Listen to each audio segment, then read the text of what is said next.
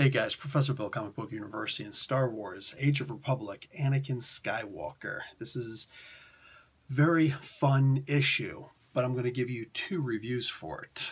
All right, let's get started on this. We got Jody Houser as the writer, Corey Smith and Wilton Santos are the artists, Walden Wong is the inker, Java Tartaglia is on colors, VC's Travis Lanham on letters, Paulo Rivera does the covers, and there's a variant cover by Mike McCone and Guro FX, and another one by Rod Reese.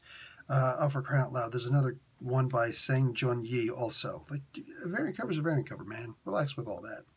Anyway, so this was actually cool. Okay, I'm being attacked by my cat, so I've got to pick up Bagel. Come here, Bagel. Hey, kitty, kitty, kitty. There we go. So anyway, she, Jody Houser, she writes a really excellent story, beautiful story about Anakin Skywalker having to, report to this admiral. Mind you, the Jedi are all generals. Reports to this admiral who says, "Yeah, we just got some information. Our intelligence says that there's a droid factory that is by this neutral planet who seems to have taken a side. We're going to go and bomb it and destroy it, and we're going to be golden." And Anakin's like, "But they're living people. They're not droids, and it's going to potentially hurt our, like, this is not cool." And the admiral's like, "Yeah, but we don't need to be losing a bunch of clone soldiers who are living. So we're just going to bomb the thing. Sorry, deal with it." And yeah, it's like, okay, cool, I get it, but I don't know. Anyway, just here, the one side of the review is just, this was a really lovely story, because he goes in there and he realizes what's really going on, and Anakin Skywalker by himself, RTD22, fine, saves the day.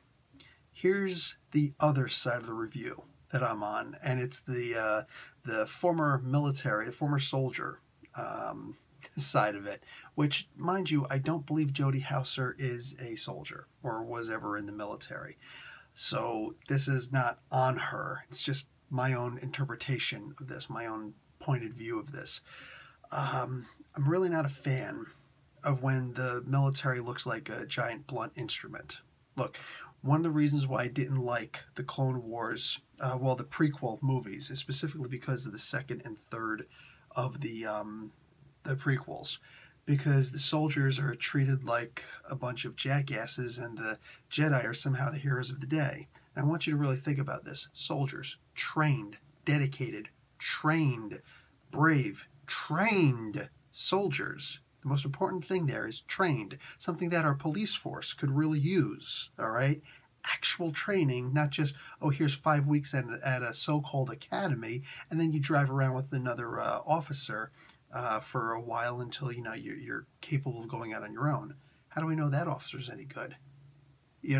So not pleasant, not pleasant at all.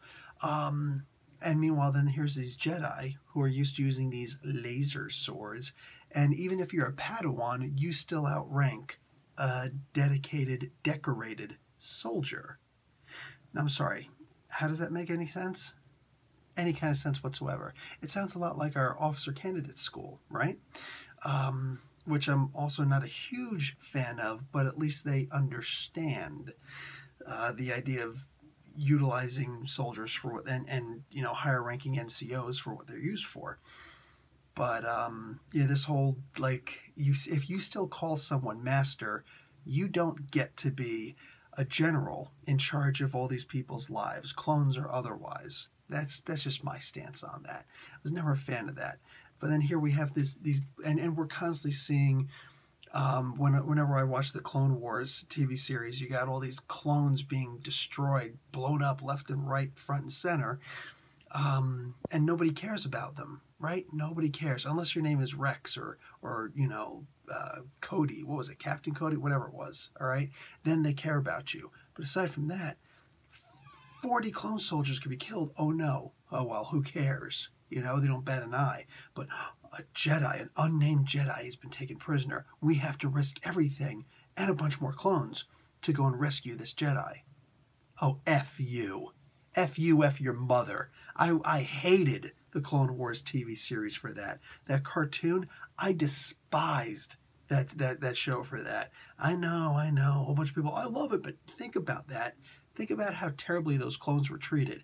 Order 66 couldn't have come soon enough for those damn Jedi who just did not care about any but their own. Talking about love and peace and harmony and balance. Balance my butt, all right?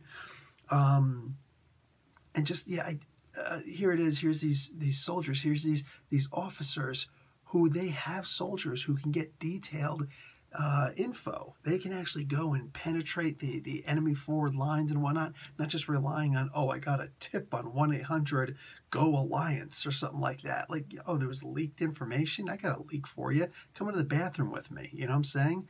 How many taps do you take? Like that. It's just pitiful that we're going to go on rumor that a military operation would be based off of rumor. That would absolutely, hands down, solitarily never happen. You see, because the military has this thing what we go by called the Geneva Convention. And well, I'm sure there's no Geneva Convention in far out space in a galaxy long time ago and far away and all that stuff. The fact of the matter is, soldiering is pretty similar all around the world. You don't, if you're a guerrilla operation, you just run in, you hit and run on everything that there is. But if not, you're probably going to do some investigation. You're probably going to send some actual men on the ground. What Anakin did was exactly what any forward observer would do, what any scout would do, what any ranger would do. You would go in and you would investigate. You're not just trying to get a target and lock on and call it forward like a 13 Foxtrot would typically do in the first place. No, you're actually trying to find out detailed information. So no, I didn't. The military side of me, the soldier side of me, did not like this comic book at all because it was just like the Clone Wars TV series. Unfortunately, that's probably one of the main reasons why so many people will enjoy the comic book, because it was just like the Clone Wars TV series. So I've literally gone on this enough. I still really did like the episode, the comic book. It was really good. It was solid. Jodie Houser consistently shows a solid knowledge of these characters, not just the surface. No, the psychology of these characters. Not an easy thing to get into. And boom, I enjoyed it. It was about as fun could be. But there's also some things that are going to trigger me as a soldier. And anybody who's like, oh, you got triggered. Yeah. I remember one time a car backfiring while I was driving, somebody's car, front left, and I ducked because for some reason I thought it was a bomb going off next to me, some kind of a gunshot. Actually, I thought it was a gunshot, going off next to me, and I ducked and, got up and suddenly realized what was happening. Car on the side of me laughing at me, the guy inside laughing hysterically. I'm like, you've had a very safe life. That's really good for you. So yes, sometimes soldiers and solid people can get triggered. I love how some things are made fun of. Anyway, enjoyable comic. Unless you're a soldier, then you're just seeing all the inconsistencies, which is, again, not Jodie Houser's fault, because I doubt she served. Anyway, guys, that's it for me. Professor Bill, Comic Book University. Class dismissed.